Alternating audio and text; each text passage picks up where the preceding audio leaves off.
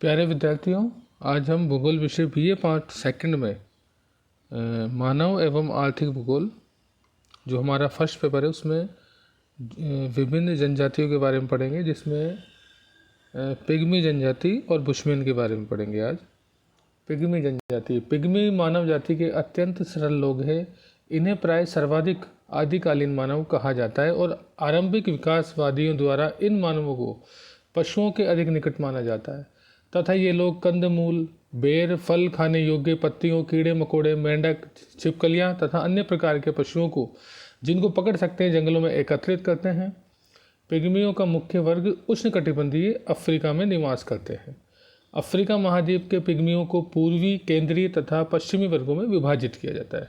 निवास क्षेत्र की बात करें तो मुख्य रूप से पिग्मी जाति के लोगों का निवास क्षेत्र अफ्रीका महाद्वीप के कांगो गणराज्य के भूभाग में फैला हुआ है तथा पश्चिमी वर्ग के पिग्मी बोंगो, गैबॉन में निवास करते हैं। अफ्रीका के पूर्वी पिग्मी मबूती जायरे के इतुरी वन प्रदेश में निवास करते हैं। अफ्रीका के अतिरिक्त अमेजन बेसिन के रेड इंडियंस, श्रीलंका के वेदा, न्यू गिनी में पापुआन और बोर्निया के पूनन भी पिग्मी निग्रिटो प्रजाति से संबंधित है। प्राकृतिक वातावरण की बात करें तो कांगो बेसिन की जलवायु अति उष्ण एवं आर्द्र है। यहाँ पूरे साल तापमान 26 से 30 डिग्री सेंटीग्रेड के मध्य रहता है। वार्षिक तापमान 4 डिग्री सेंटीग्रेड से अधिक नहीं हो पाता। वार्षिक वर्षा का औसत 200 से 250 सेंटीमीटर के मध्य रहता है। यहाँ वन इतने सघन होते हैं कि वृक्षों के नीचे प्रकाश न पहुँच पाने के कारण प्राय अंधेरा रहता है। वृक्षों के नीचे दलदली भागों में असंख्य मच्छर, जानवर तथा जहरीले कीड़े मकोड़े मिलते हैं। स्वास्थ्य की दृष्टि से यह निम्न स्तर की जलवायु है जहाँ बीमारियों का प्रकोप अधिक रहता है। उपजातियों की बात करें तो हेरोडोटस ने पिग्मी के बारे में लिखा था कि ये लोग छोटे नाटे कद के और प्राय वृक्ष के पत्तों से तन को ढकने वाले आदिवासी जो आदिमकालीन जाति के। मध्य कांगो के पिग्मियों को बातवा कहते हैं। लुंग लुलुक नदी के बेसिन में लोग इन्हें बातवा कहते हैं। बाबो नदी के बेसिन में इन्हें बालिया। ये सभी लोग नाटे कद के होते हैं। मानव प्रजाति निग्रिटो प्रकार की है। दक्षिणी एशिया में फिलीपाइंस के वनों में आइटा नामक नेग्रिटो तथा न्यू गिनी में तापिरो नामक पिग्मी लोग रहते हैं। शारीरिक संगठन की बात करें तो पिग्मियों का छोटा होता है। पिग्मी पुरुष औसत लंबाई 4 से 5 फीट तथा औसत वजन 35 से 40 किलोग्राम के मध्य मिलता है। पिग्मी महिलाओं की लंबाई तथा वजन पुरुषों की अपेक्षा कम मिलता है। इनकी चमड़ी का रंग पीलापन तथा ललाई लिए हुए भूरे रंग से गहरे भूरे रंग या काले रंग का होता है। इनके जबड़े बाहर की ओर निकले हुए, होठ मोटे एवं लटकते हुए, नथुने चौड़े, नाक चपटी, ठोड़ी पतली, आंखें बड़ी तथा बाल छोटे व लच्छेदार गुच्छे वाले होते हैं। भोजन में बात करें तो आखेट किए गए जंतुओं का मांस तथा जंगली फल, कंदमूल आदि और नदियों, झीलों द्वारा मछलियां भी पकड़ते हैं। ये लोग न तो भूमि जोतते हैं, बोते हैं और न ही पशुपालन करते हैं। यहाँ तक कि कुत्ता भी बहुत कम पाला जाता है। आखेट करने में ये लोग बहुत दक्ष होते हैं। बड़े बड़े भीमकाय जंतु, हाथी तक को ये घेर के मार डालते हैं। बड़े जंतुओं के अलावा दीमक, चींटियों और लार्वों तथा मधुमक्खियों और शहद को बड़े चाव से खाया जाता है। मछली पकड़ने में भी ये बड़े चतुर होते हैं। आखेट में मुख्य उद्यम पशुओं का शिकार करना तथा नदियों में मछलियाँ पकड़ना है। छोटे जीवों का शिकार प्राय अकेला व्यक्ति कर लेता है। पिग्मी सतर्क, जागरूक और चालाक होते हैं। इनकी घ्राण और प्रेक्षण शक्ति अति तीव्र होती है। वस्त्र की बात करें तो अधिक ऊंचे तापमान तथा अति आर्द्रता के कारण इन लोगों को अधिक वस्त्रों की आवश्यकता नहीं पड़ती। अतएव ये लोग प्राय नंगे बदन ही रहते हैं। निवास इनकी झोपड़ियों की बात करें तो पिग्मी लोगों को आखेट, मछलियों और जंगली खाद्य पदार्थों की खोज में घूमना पड़ता है, इसलिए वे कोई स्थायी गांव बसा नहीं सकते। झोंपड़ी का प्रवेश द्वार एक छिद्र के समान होता है जिसमें चारों हाथ पैरों से घुटनों के बल रेंगकर अंदर बाहर आते जाते हैं। एक तो चलवासी लोगों का घुमक्कड़ जीवन जिसमें अधिक साज सज्जा या घरेलू सामान रखना भार रूप में होता है। दूसरे उष्ण आर्द्र वन जहाँ साज सज्जा की आवश्यकता ही कम होती है। तीसरे पिग्मी का आदिकालीन जीवन। पानी के लिए तुम्बी पर्याप्त होती है। व्यापार की बात करें तो पिग्मी अपने कृषक पड़ोसियों से मौन व्यापार, साइलेंट ट्रेड करते हैं। ये लोग रात्रि में अपने बंटू कृषक पड़ोसियों की बस्ती में जाकर निश्चित स्थान पर पत्तियों में लपेटकर मांस रखाते हैं। दूसरे दिन उसी स्थान पर इनकी आवश्यकता की कृषि उपज रखी जाती है, उसे ये लोग उठा लेते हैं। व्यवहार की बात करें तो कद में नाटे और शरीर से वजन में हल्के होते हुए पिग्मी लोग बलवान, निर्भीक और उत्साही होते हैं। वृक्षों पर तेजी से चढ़ जाने से ये लोग बड़े दक्ष होते हैं, क्योंकि इनको पेड़ों पर चढ़ने की बार बार आवश्यकता होती है। पिग्मी की प्रेक्षण शक्ति बहुत तीव्र होती है।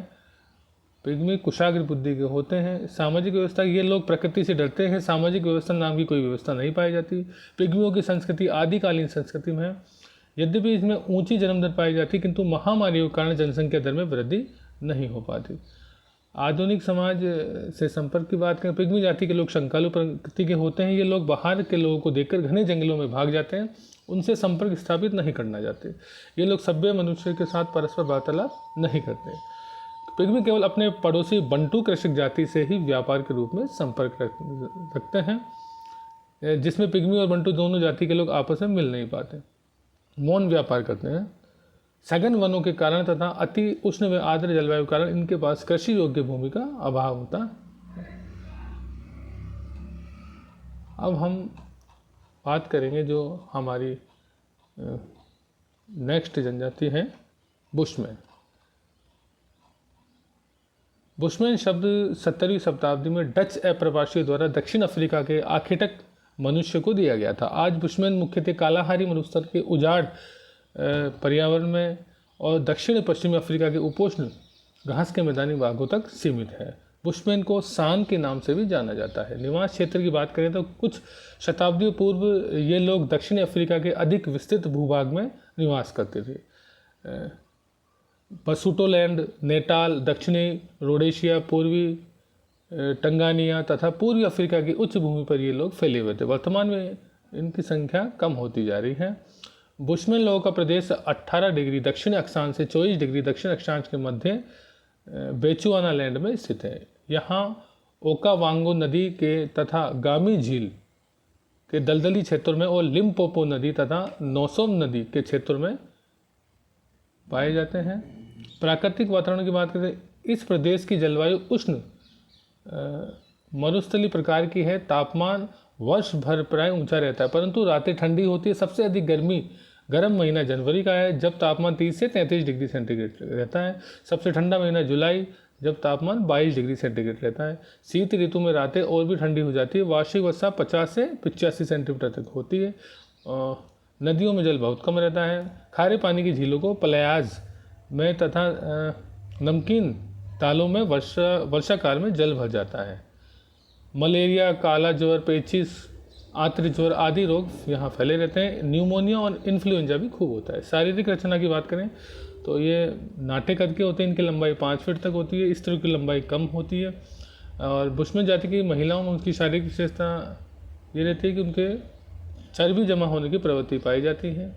बुशमैन के सिर के बाल घुंघरालू और गुच्छेदार होते हैं। भोजन की बात करें तो आखेट के जंतु और पक्षियों से, मछलियों से तथा जंगली वनस्पतियों से कंदमूल, गांठों, फलों और शहद से प्राप्त होता है। बुशमैन लोग सर्वभक्षी होते हैं, ओमनिवोरस। ये लोग बड़े चतुर शिकारी होते हैं। स्त्रियां जंगल से कंदमूल, बेर, कीड़े मकोड़े इकट्ठा करती है। वे छोटे जंतुओं को जैसे मेंढक, कछुए, गिरगिट, छिपकली आदि को मार के लाती हैं।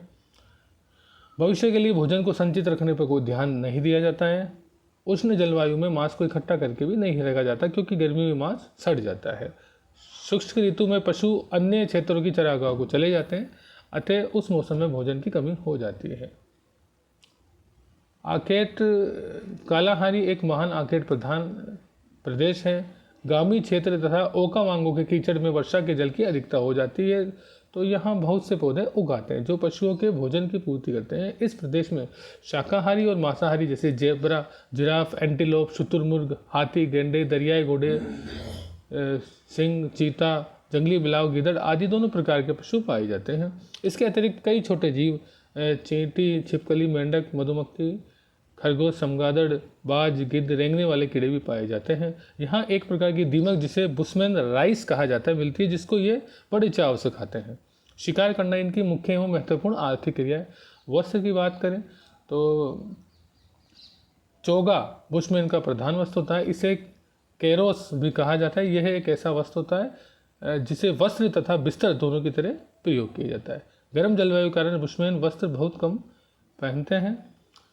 खाना बदोश जीवन व्यतीत करने के कारण बुशमैन के पास कोई स्थायी निवास नहीं होता है। इनके काफिले में कई परिवार होते हैं, प्रत्येक की अपनी झोपड़ी होती है। झोपड़ी का दरवाजा सुरक्षा के जनजातीय समाज द्वारा आवास तथा अर्थव्यवस्था के उद्देश्य से छोटा रखा जाता है।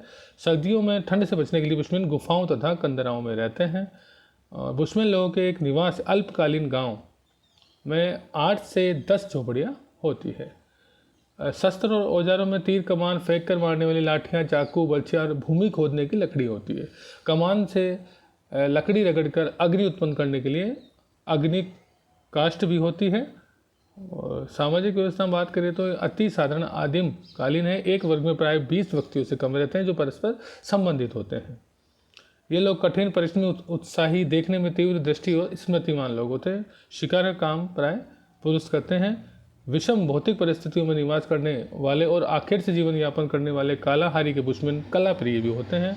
लकड़ी से ये गोरा नामक वाद्य यंत्र बनाते हैं और भोज आदि अवसरों पर बजाते और नाचते हैं। आधुनिक समाज से संपर्क की बात करें तो धीरे धीरे पाश्चात्य वातावरण का प्रभाव पड़ रहा है। इनकी आर्थिक क्रियाओं में आखेट के साथ साथ यहाँ जल प्राप्ति होती है, वहाँ कुछ मात्रा में कृषि भी करते हैं। बुशमैन एक ऐसी प्रजाति है जो गर्म व शुष्क कठोर वातावरण में भी अपना जीवन यापन कर लेगी। आज हम इतना ही पढ़ेंगे। धन्यवाद।